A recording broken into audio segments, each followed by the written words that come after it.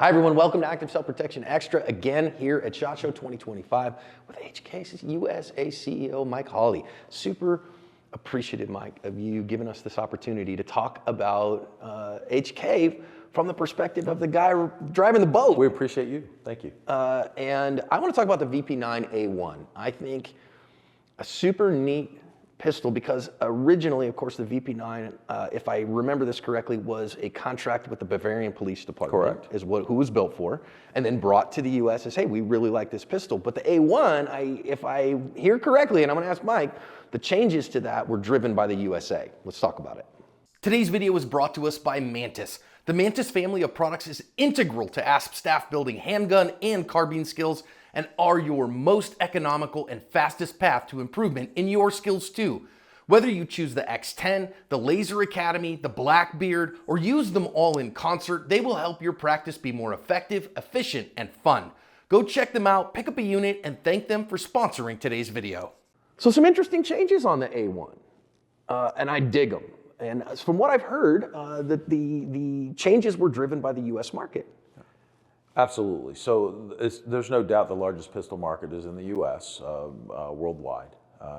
Specifically, Germany, from a pistol perspective, builds theirs specific built for a specific customer.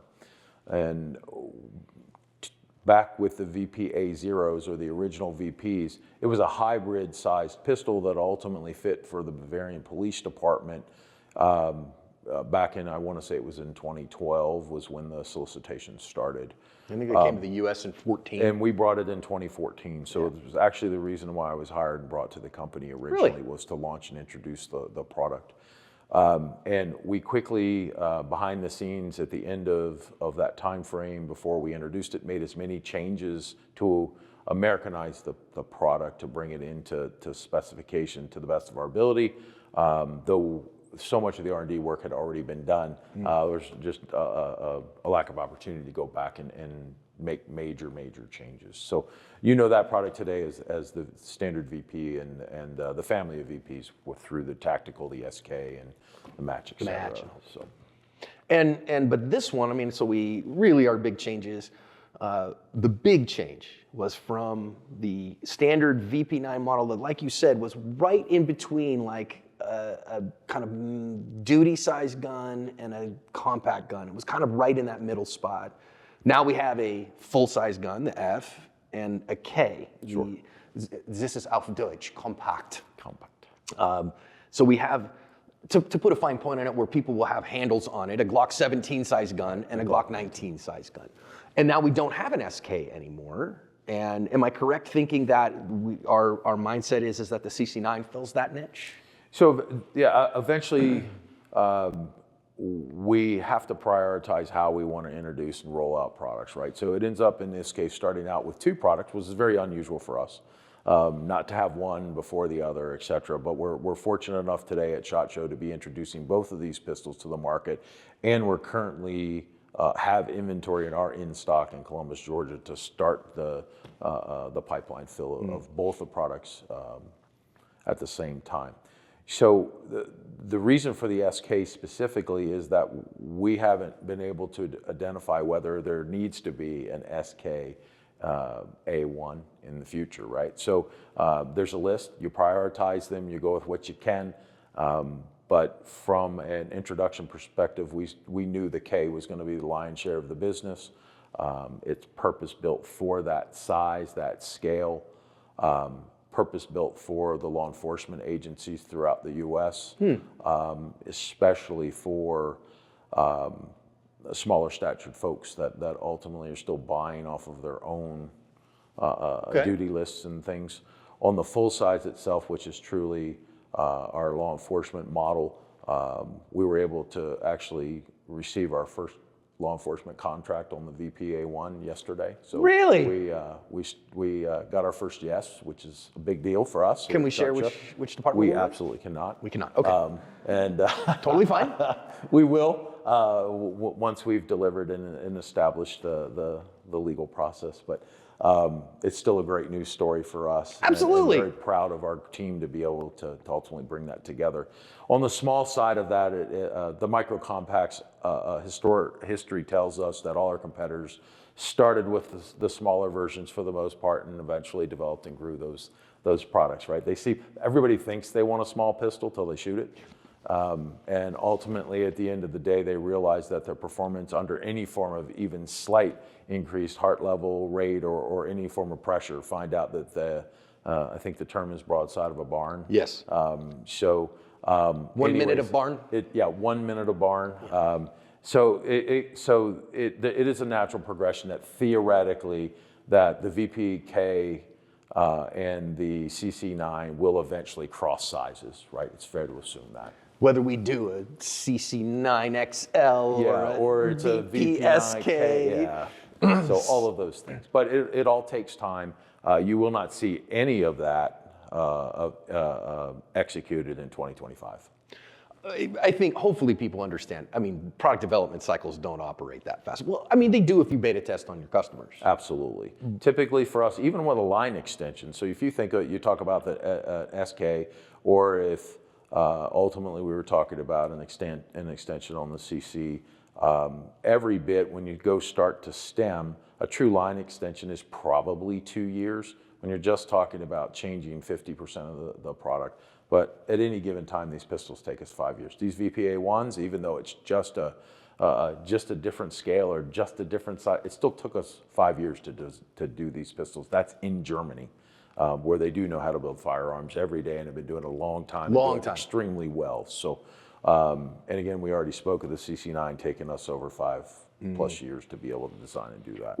Well, and I got to say, I think the K is delightful.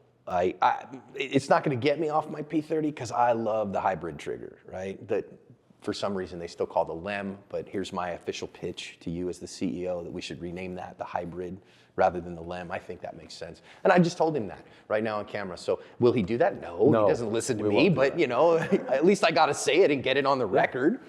But I think that the K model VP9A1 is money. That gun is so shootable, and I love that we have a extra small backstrap coming in the pipe, because somebody like Stephanie with really short fingers, it makes a huge difference. Yeah.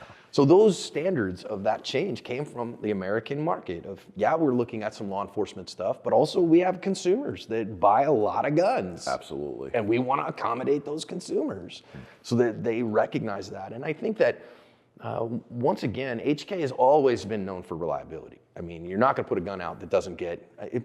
we have old videos on the channel.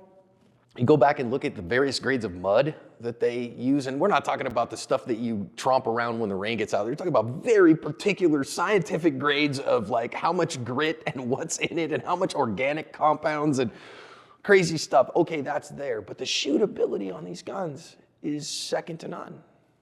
And in fact, I think we've seen the fact that with the VP9 in particular, VP40 too, but the VP series, that on officer qual scores, they just put these guns in their hands and their numbers go up. Yeah, just with the call it 3 agencies, law enforcement agencies we're going to sign here at the show. That's my estimate where we'll have commitments from. We immediately saw in the testing protocols that the shooter scores were very much brought in to a controlled manner. You know, you go to each one of these agencies and they've got dedicated firearms aficionados, and then they have folks that are aficionados in other aspects or subject matter expertise in other aspects. This gives them a tool that ultimately has them perform at a much higher level, which is ultimately the type of tools they're looking for. Well, and I would be one who says, you know, as a guy, you know, doing core, and I'm a firearms trainer is kind of my core, you know, that I'm not telling you that qual scores correlate to gunfights. That's not what I would say for sure. However, if I say, here was all my numbers are beforehand with this other tool in their hand, and then I just change the tool and my numbers change and get better, that's objectively better. And so now I've got less of that concern there because I have more tolerance within that. So this is a very good thing. It doesn't certainly make things worse. No, and that's exactly how these solicitations go, right? So that they have a round table of folks that they bring in and test them, and they've got different body sizes, different hand sizes, different firearms experiences, and they have them compare themselves against another particular product, and they may have 4 to 5 different pistols that they're able to put that through. So the formalized testing is an area that HK, when compared to on a level playing field, rises to the top of most of those. So. Well, and I think for departments, but also just for me as a concealed carrier, okay? And I've said this 100 times. The VP9, I love it because not only does it have a back strap I can customize, but it has side straps that I can customize. And now that back strap goes all the way up the beaver tail so that I can change the length of pull of the gun. Now, especially if I'm an armorer that I'm like, look, I got to outfit whether it's 40 deputies in my sheriff's office because I got a relatively small office, or 5,000 officers in my major metropolitan area. I live in Phoenix. We have like 4,500 sworn. Sure. Well, I can then have really easy customization for my 5'3" officer or my 6'5" officer. And let's configure the gun for you. Come to the range. We've got 10 of them laid out, or 20 of them laid out with 20 different combinations. Start picking them up, figuring out which one shoots well for you, and then grab yours and we'll put those on it. Super easy and smart. Absolutely. And then for me as a consumer, well, it comes with a bunch of them. I can play with it, figure out which ones are good for me. Maybe I go, well, I want a little bigger one, so I'm gonna order an extra large backstrap and get that off the web store or whatever. And then I can make this gun for my hands. That's cool. And nobody else does that. Now, and I don't think at this point, this is what HK does, and nobody else can. I mean, anybody else that tries to do something like that, sorry, we already, that's our thing.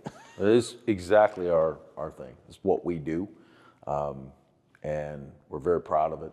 We're very pleased to be able to introduce these products, and we think they'll continue in both channels to be able to grow and develop.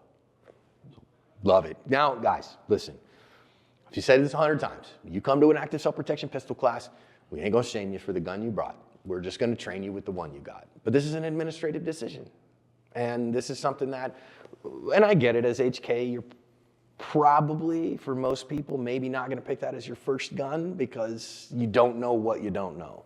But when it's time to move up from the entry level, Sure. there's a reason that I carry an HK every day. And I love this relationship. I love these pistols. So, Mike, thank you for spearheading the representation of the American consumer, which is me and all the folks that watch, and you know, for being one of us to bring us the quality of guns that you do. Well said, sir. Thank you.